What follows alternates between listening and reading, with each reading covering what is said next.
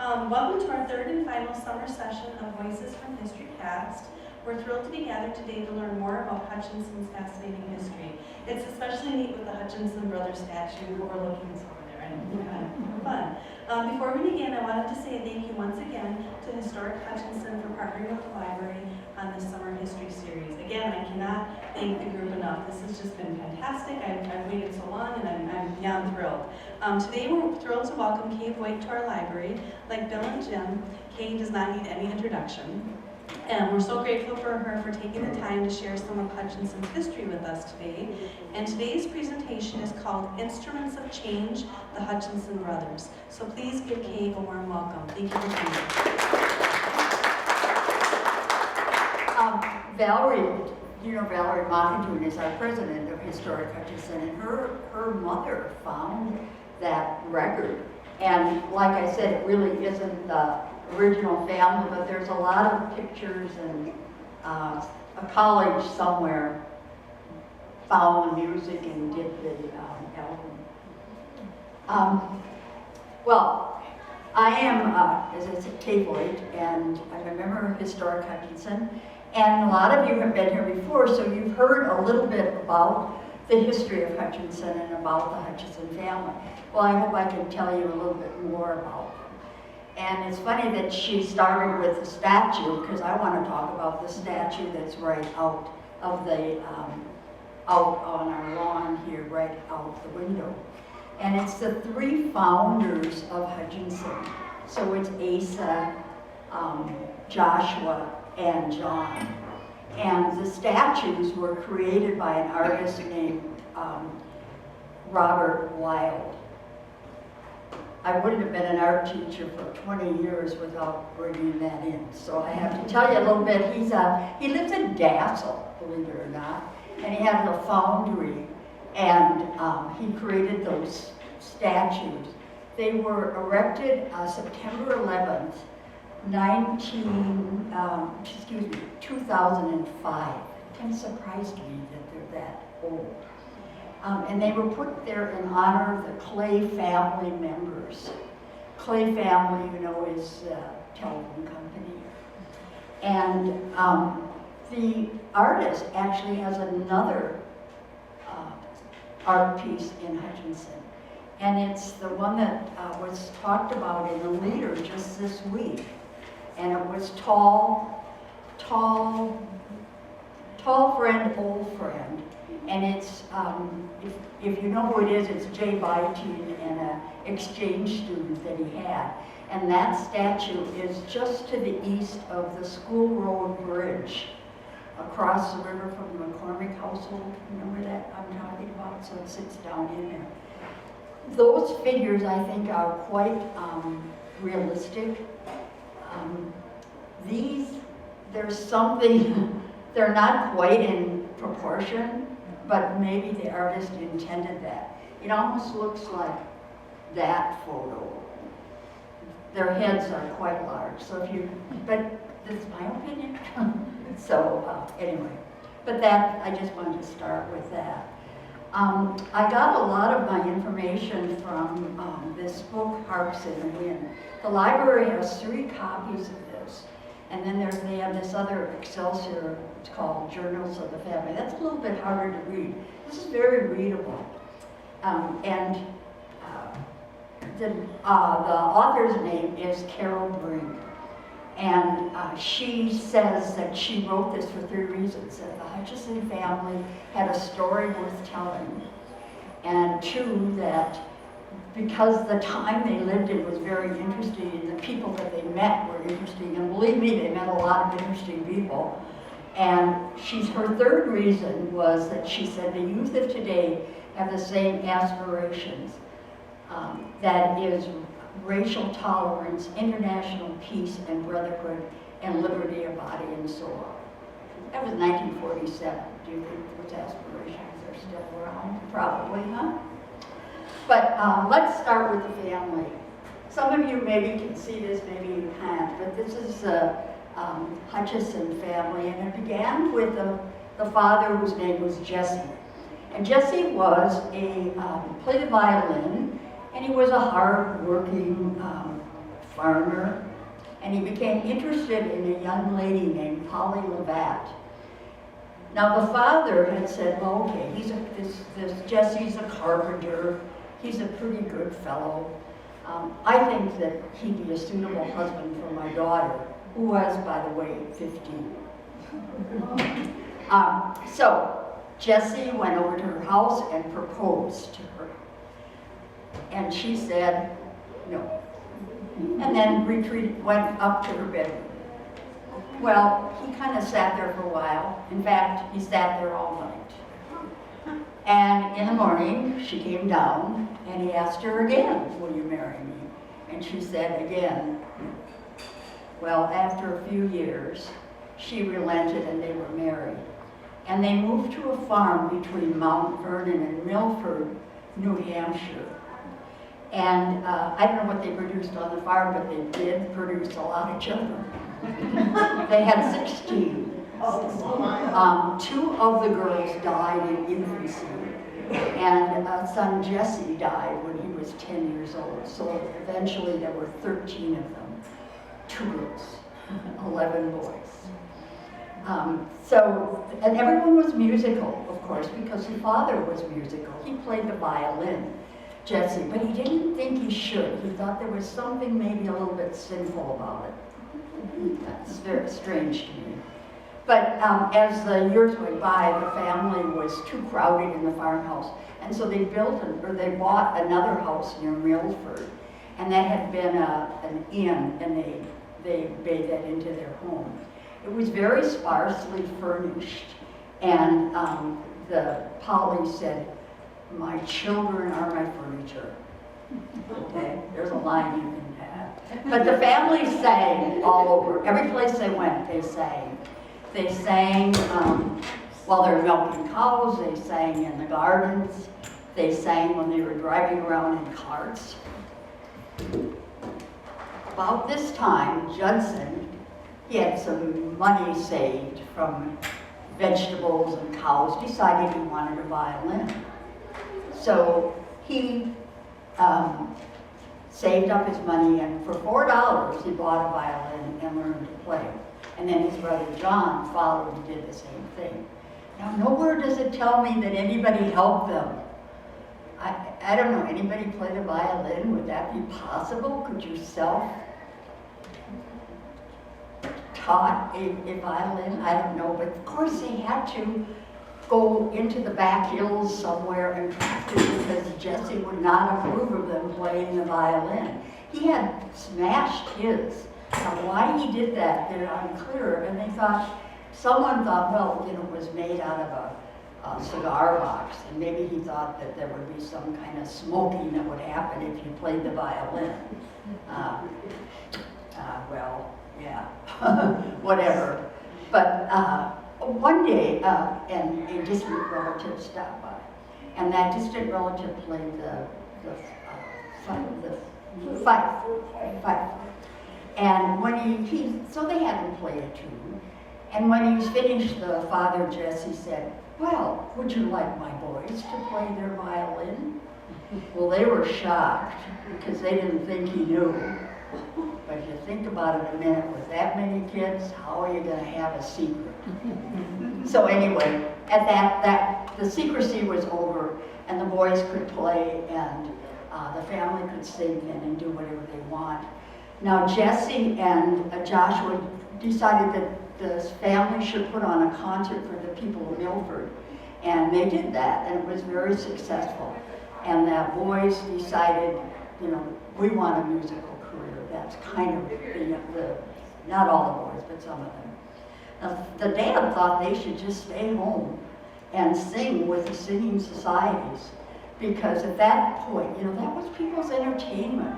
They didn't have TV, didn't have radio, so there would be groups of people that would sing, but the boys were kind of interested in farming, but not that much. So soon they left at various occupations: newspapermen, grocery business, peddling, sawing wood. John was working in a grocery, and in the grocery he had to sell crackers and cheese and liquor, because that was the common practice at the time. And while they were there, they became acquainted with a reformed drunk named John Hawkins, and they were quite impressed with his work. And that probably was their beginning of the Temperance Society, because they were really big into temperance. They were influenced by the people that they met. Now the brothers went to Lynn, Massachusetts. Asa joined Jesse in the tin and plumbing business. Judson and John had a small grocery business. But just down the street from them lived another famous character who you might have heard of, and it was Frederick Douglass. Now Frederick Douglass was a slave, and he escaped in 1938, and he came north, but he was very, he was an eloquent speaker, and so he did a lot of speaking about the anti-slavery movement. In 1941, the three boys, excuse me, 1841, thank you, called themselves the Maryland Vocalists, and they knew something was missing. Well, and Abby came to visit. So if you're looking at the list here, Abby is the youngest, and she was a family pet. And the brothers were very protective of her. But they decided that they would build a quartet around her voice. And oddly to me, she was not a soprano. The melody was often carried by the tenor or mezzo-soprano, or the mezzo-soprano. And but they sounded wonderful, they thought, and their career started going, and they performed all up and down the East Coast. They performed at the White House for President Tyler. That song you heard was the Old Granite State. Remember what state?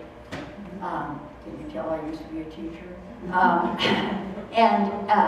They had a verse added, and they were in Washington, D.C. Now that's your clue to remember here. And it said, "And we sing as freemen ought to, till it rings throughout the grotto, for the old granite state, that the tribe of Jesse's are friends of equal rights, are friends of equal rights," and they repeated that 3 times. And they were advised to drop that because they thought some of the Southerners in the audience would be offended by that. But other than that, the trip was very successful, and they came back with $4,500 in their pocket, it said. And back then, I imagine that would have been quite a bit of money. So they often returned to the farm. They were subsidizing them, so why not? But they escaped. They would go to these anti-slavery meetings or the temperance meetings. But in 1944, all the family, Rhoda, John, Judson, Asa, Abby, Jesse, David, Noah, Caleb, Joshua, and Benjamin sang together at a meeting. Now the temperance part went real well, because people could understand that alcohol was causing trouble with trouble in families and trouble in the nation. But when they got to the anti-slavery part, there was hissing and booing and shouting. It took courage to stand up and sing at some places. So in 1945, Frederick Douglass contacted them and said, "You know, I'm going on a trip to Europe, and I'm going to lecture over there. Maybe you guys should come with." I don't imagine he said it that way, but you know what I mean. And Jesse organized a trip, and soon they were off. They were at sea for 12 days, and it was without incident on the water, but there was something that happened. The Hutchison brothers asked Frederick Douglass to come forward to the forward deck and to speak. Well, also on the ship were Cuban slave owners from Cuba, obviously. And as Frederick Douglass began to speak, they began to heckle him and scream and holler and say, "Throw him overboard, kill him." You know, it got quite vicious, and Frederick Douglass retreated to a lower boat wherever his quarters were, and the captain had to be called to restore order. The captain then told them that he at one point had 200 slaves, but he was British, and the slaves were freed by the British, the English, in 1833. 1833. It took the U.S. till 1868.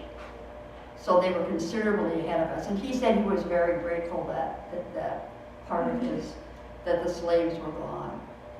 Well, the family was quite successful when they were in Europe. They really wanted to meet Charles Dickens. And Charles Dickens was probably the most popular British author in America at the time. So they met him and he liked them. He thought they were original, he liked their music. And so that was another one of the most, the famous people that he met. They sang at Liverpool, they sang in Ireland, they sang in London. And they sang at the Queen's concert rooms in London. And their publicity says they sang for the crowned heads of Europe, but they did not sing for the Queen. Well, now a new man appeared in the scene, and that was Ludlow Patton. And he became their manager. And soon Abby and he became romantically involved, and they were married. And Ludlow was trying to encourage her to quit the concert series and to quit touring. But she didn't at first. And then she became ill, very ill, near death, it was said.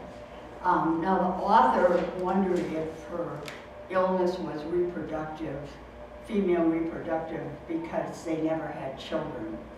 But after she recovered, she said no more touring.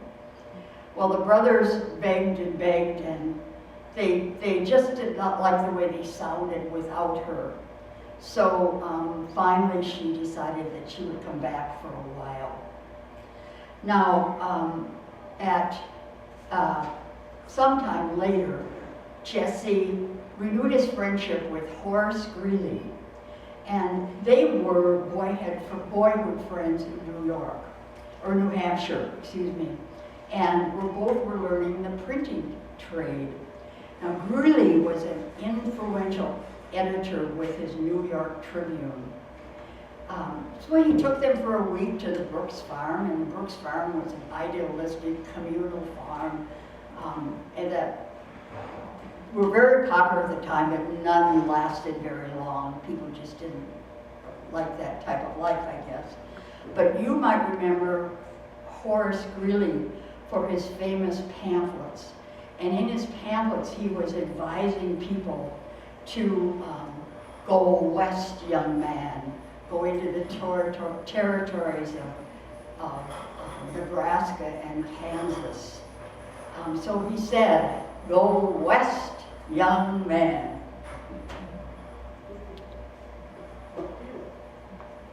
Wait a minute. Who is that? Young lady, are you talking about my family? I think I am. Well, I could read you some stuff from my journal about my family. And you are? I'm John Hutchinson. Okay.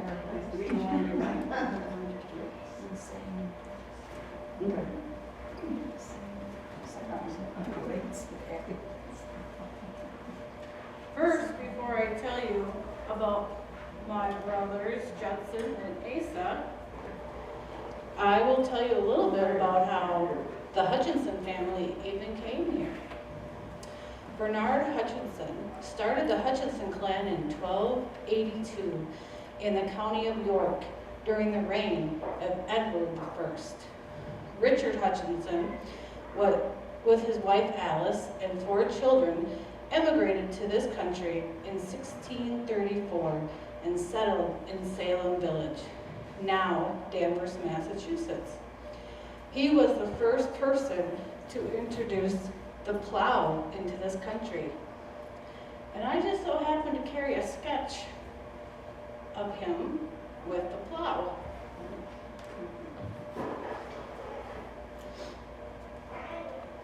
He and his wife are recorded as members of the First Church in Salem. He married 3 times.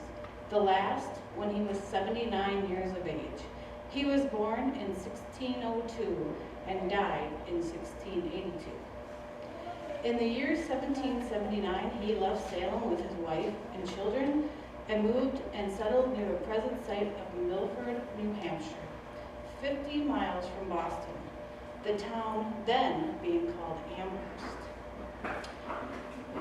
He was one of the first to answer his country's call as a private in Captain Jeremiah Page's company of militia at Danvers, which engaged the British at Lexington on the memorable 19th of April, 1775. The two sons of Elisha, Andrew and Jesse, had a taste and love for music. At the age of 14 or 16, they purchased a violin jointly and often furnished the music at the farming and husking bees of the surrounding counties. But after some years, become dissatisfied with these performances, thinking them demoralizing. They resolved to dissolve partnership in the musical line and earn an honest living on the farm. Not being able to sell a violin so as to divide the proceeds, they decided to divide the instrument and each made for himself a tobacco box from his half. Andrew was older than Jesse by 3 years, was married and had 6 children. Jesse, my father, married my dear mother Mary, who was 15 years old. Upon my grandfather's death, my father Jesse received the home. My father had a mechanical mind.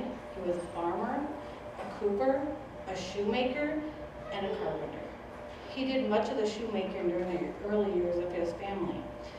My mother's father, my grandfather, Andrew Levitt, was a master carpenter and builder. He was one of the heroes of the Revolution, serving as a faithful soldier during the 7-year struggle. At the Battle of Bunker Hill, he was one of the 300 men that kept the British away.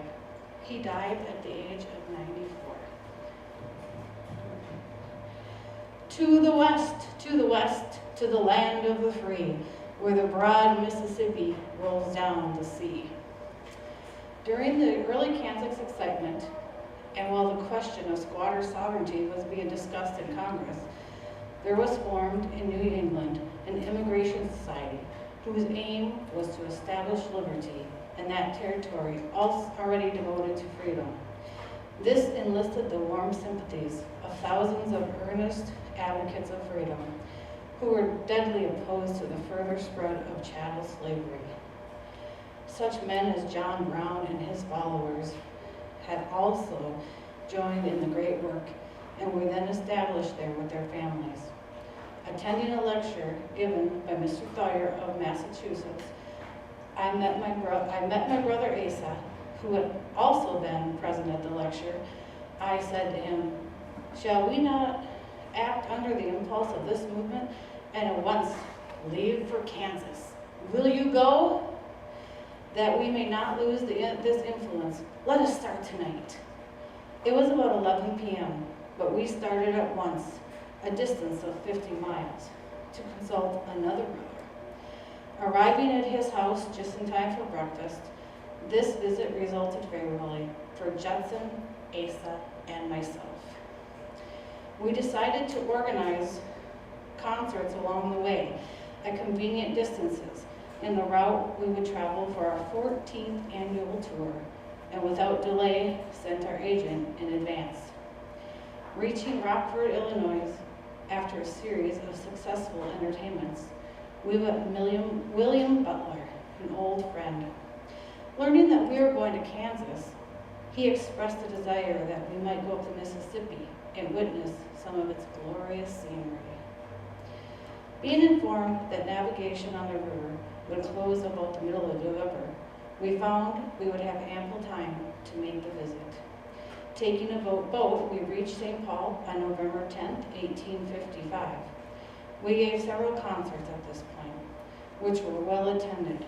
At the conclusion of the concerts, we met 2 gentlemen, one named Messer, who introduced his friend, a tall, light-complexioned man possessed of wonderful enthusiasm, named Colonel Stevens, who extended a pressing invitation to us to visit St. Anthony and the small village of Minneapolis.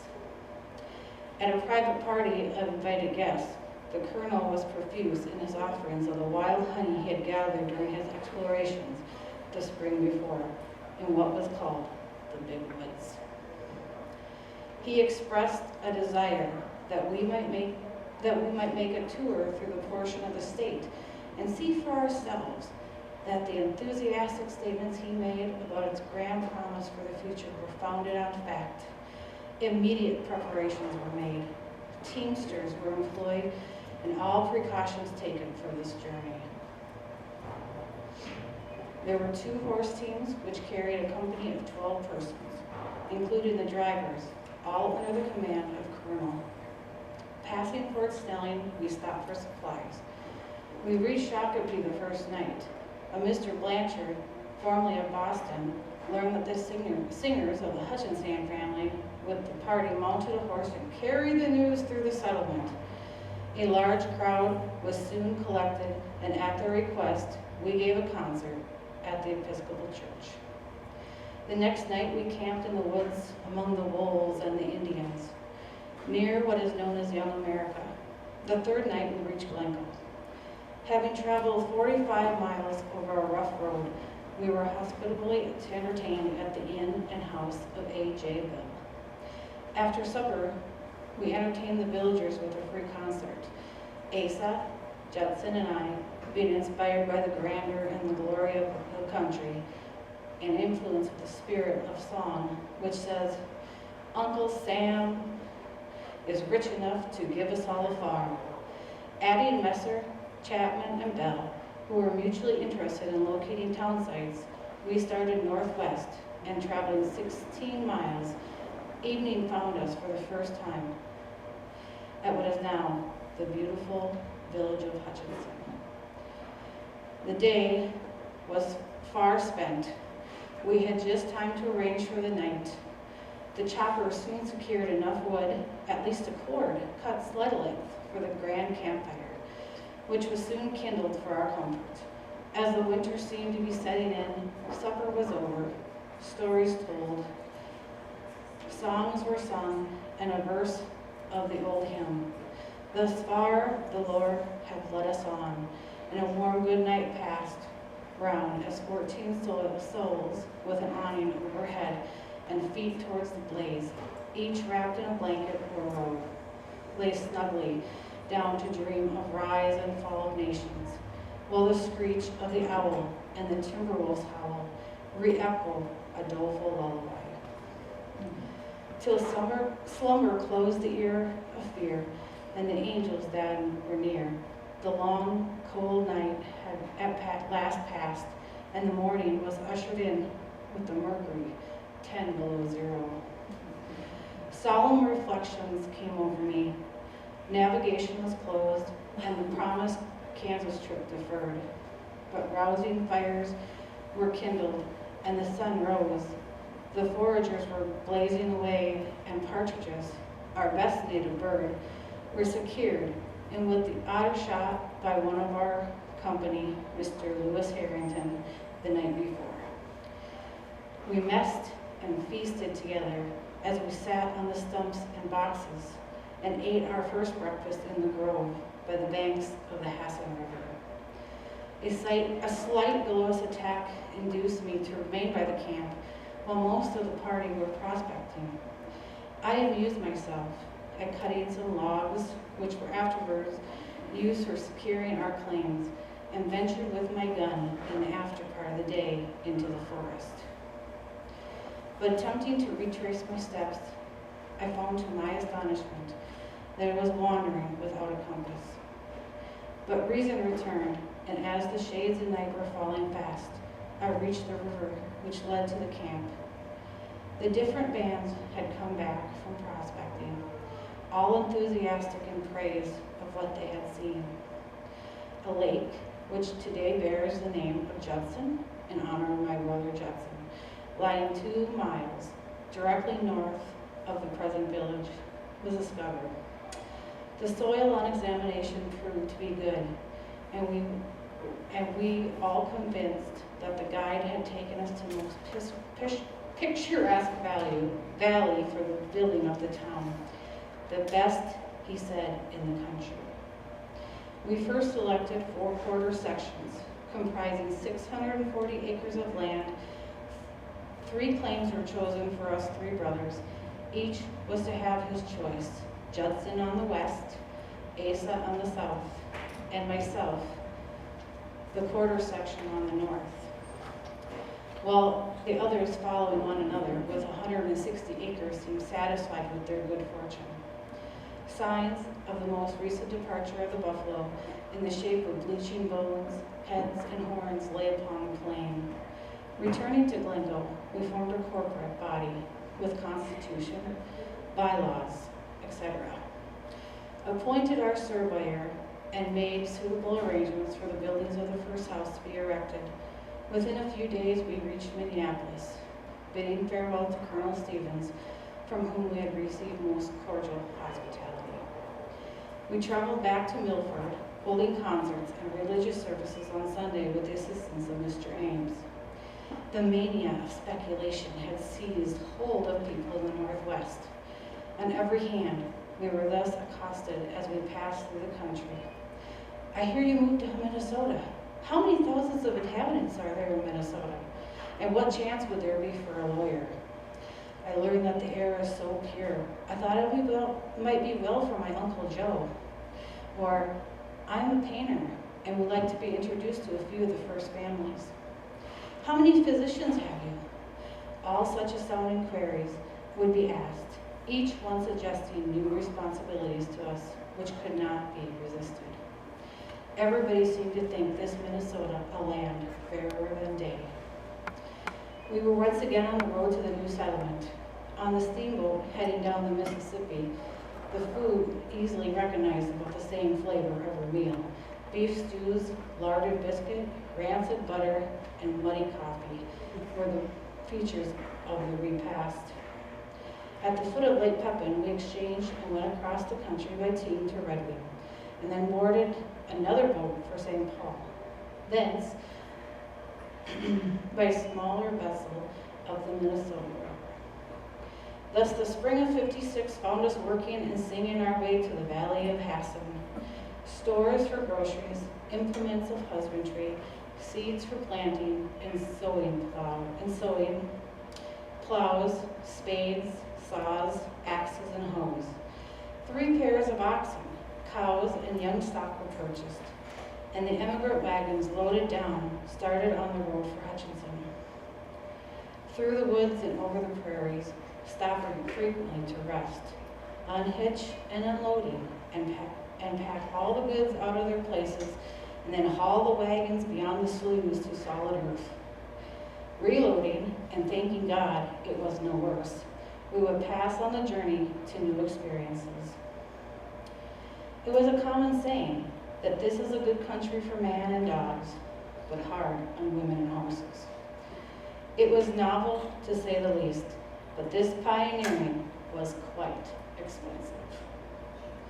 Our surveyor, Lewis Harrington, who with the cabin builders had been employed by the town site company, completed cabins and platted the 640 acres into streets, blocks, squares, and parks.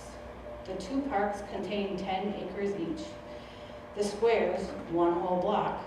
Reservations were selected for churches, school, and gift lots, and 1 block as compliment to the surveyor for his generous and faithful devotion to this company's interest. The north half was resurveyed at my suggestion. They had erected 1 log cabin designed for hotel purposes. Into this, Jolly Messer had moved with his family. He had moved from Minneapolis and assumed the duties of landlord and was prepared for us.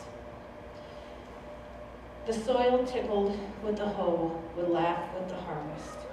The Chesleys, the Pendergrass, and the Putmans and Johnsons came in town, and every arrival was a source of joy. Each man, looking to his own, began to get his cabin on his claim and establish a home. Some garden spots were plowed and seed dropped for the very first time in the valley. The cattle and horses were at full liberty to graze on the beautiful natural lands. Sweet isolation, this from the noise and bustle of city life. The birds sang sweetly. Ducks and geese were to be seen returning to the northwest on the lakes and rivers. Then fur animals, otter, mink, and muskrat were seen by the laughing waters in their native freedom. Now and again, a chase after a bear. The woods and groves were alive with the wild pigeon, while flocks of sand cranes, like kites, would float up on the wing and attempt to stem the strong south wind. We covered our cabins with butternut shingles, shaped by woodmen the winter previous. We had erected a storehouse and began sale of our goods. Butter was 60 cents, eggs, domestic and non, wild ducks and goose eggs were 30 cents. Potatoes, Irish, were $1.50. 1 bushel of flour, $13. Indian meal, $3 per bag. And wild game, all you could shoot. The necessity of a sawmill was expressed. Thus, my sawmill was built. And here is a sketch of my sawmill. In the early years, before we had a minister, on Sundays, I got in the habit of gathering meetings where I was not only chorister, but preacher. The subjects usually turned on the thought of good times coming. William W. Pendergast had already inaugurated a school, and its fame beginning to spread abroad. In July, we sold shares of the mill to Lewis Harrington and Chambers, and a company was formed. Soon after, we all took a trip to Lynn, where we spent September, and by the middle of October had sung our way back to Hutchinson. In about a week, I was off singing again without Asa, and soon was joined by Judson, who came from the east.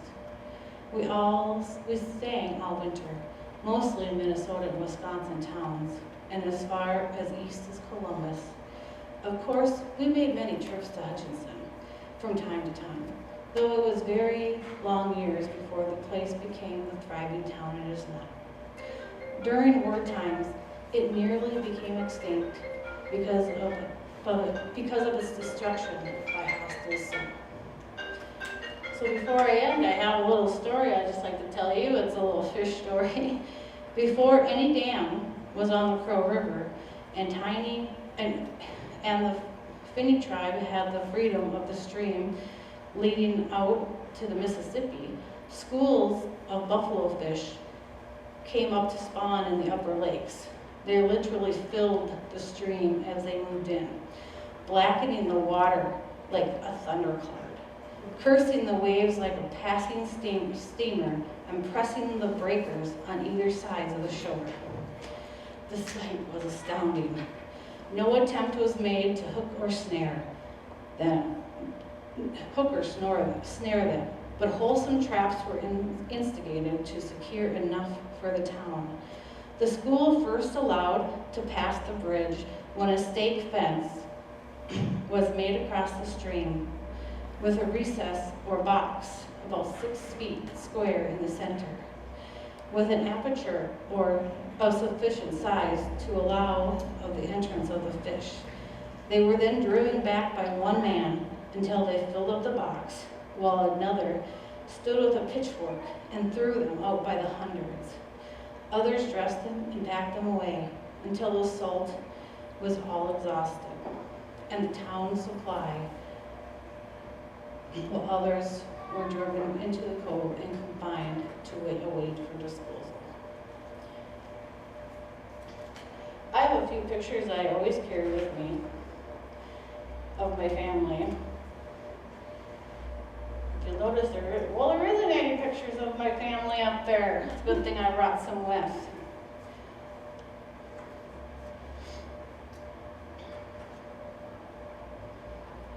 I have to find the right one here. So my first one is here, and you all leave them up here, you can look. But that's me and my wife Fanny, and I had Viola, my daughter, is right in the front, and my son Henry. I did, however, have another son. His name was Judson, but he didn't often travel with me. My wife ended up staying home with him a lot because he was a very frail young man. This is a picture of my wife and my daughter Viola. And lastly, I have lots, but I love, this is one of my favorite pictures. It's me with all my grandchildren. Okay, back to you, Kay. Okay.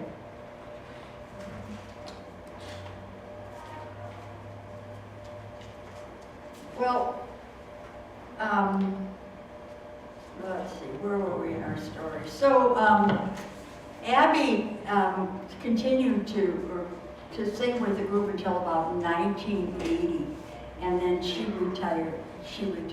I'm sorry, I lost my spot here.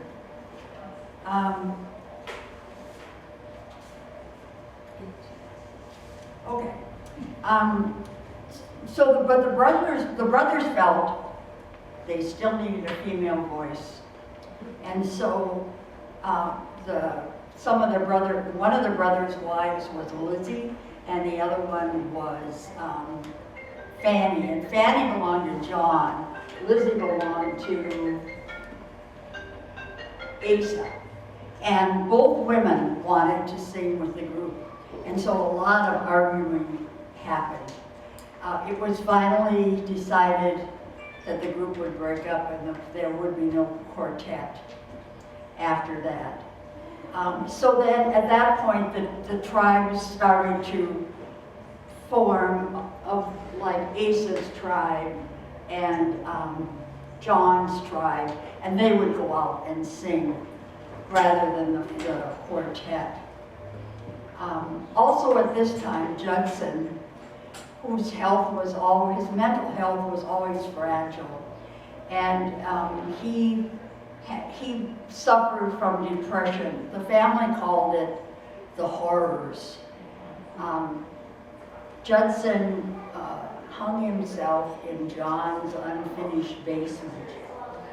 The family had a hard time accepting that, and it took them years and years to recover from that. But they were also troubled by what was going on in the nation at that time. Harper's Ferry and hanging of John Brown. They knew that war was coming and things weren't good. They were friends with Abraham Lincoln. He attended several of their concerts, and they talked about their anti-slavery movement. Of course, they were thrilled when he was elected president, but they also knew that the conflict was coming. They added patriotic songs to their lineup. They didn't only sing religious songs, they sang a great variety, even humorous songs. And they added some of these patriotic songs to the concert list. Juliet Ward Howe's Battle Hymn of the Republic. They knew her. I mean, they knew Harriet Beecher Stowe, who's, wrote Uncle Tom's Cabin. They knew her also.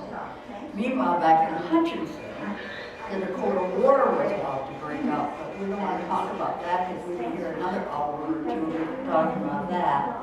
But the aftermath after the war is that Hutchinson seemed to be losing the ideals that the Hutchinson brothers set out originally.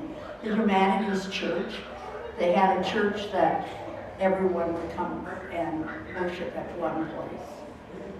How realistic would that be? I don't know. That would be real realistic, but that wasn't happening anymore.